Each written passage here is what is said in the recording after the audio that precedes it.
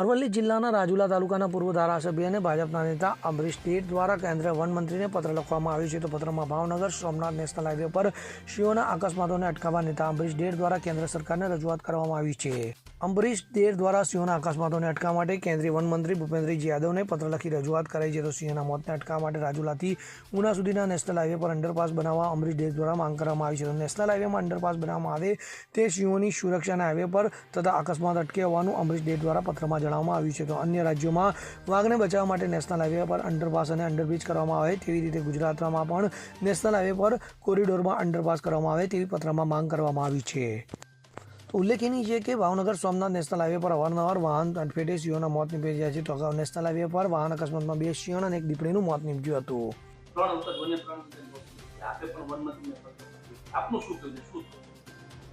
સિંહ જે છે મારું તમારી શાન છે, મારું તમારું ગૌરવ છે, મારું તમારું અભિમાન છે.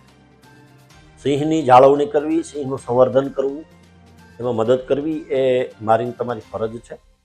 એ સંદર્ભે ગુજરાતમાં જે સિંહોની સંખ્યા ખૂબ વધી છે.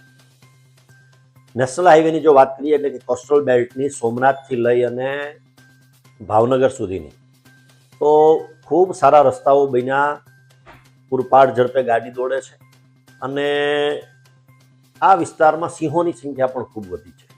ત્યારે આપણે બધાએ એક સહિયારો એવો પ્રયાસ કરવો જોઈએ જેથી કરીને સિંહોના અકસ્માતો નિવારી શકાય. એ સંદર્ભે રાજ્ય સરકારની સાથે સાથે કેન્દ્ર સરકારમાં માનનીય વન અને પર્યાવરણ મંત્રીશ્રીને પત્ર લખ્યો છે કે જે રીતે અન્ય રાજ્યોમાં વાઘને બચાવવા માટે નેશનલ હાઈવે ઉપર અંડરપાસ કરવામાં આવ્યા છે, અંડરબ્રિજ કરવામાં આવ્યા છે, મહારાષ્ટ્ર છે, છત્તીસગઢ છે, મધ્યપ્રદેશ છે, એ રીતે ગુજરાતમાં પણ આ નેશનલ હાઈવે જે કોરિડોર છે એમાં અંડરપાસ કરવામાં આવે જેથી કરીને સિંહોને અડચણ ન પડે, સિંહોને સારી રીતે બચાવી શકાય અને મારું તમારું જે ગૌરવ જે છે એને વધુ ગૌરવ અપાવી શકાય. મેહુલ ત્રિવેદી સાથે CN24 ન્યૂઝ અમરેલી. હવે જુઓ દેશ દુનિયાની તમામ ખબરો તમારી આંગળીના ટેરવે.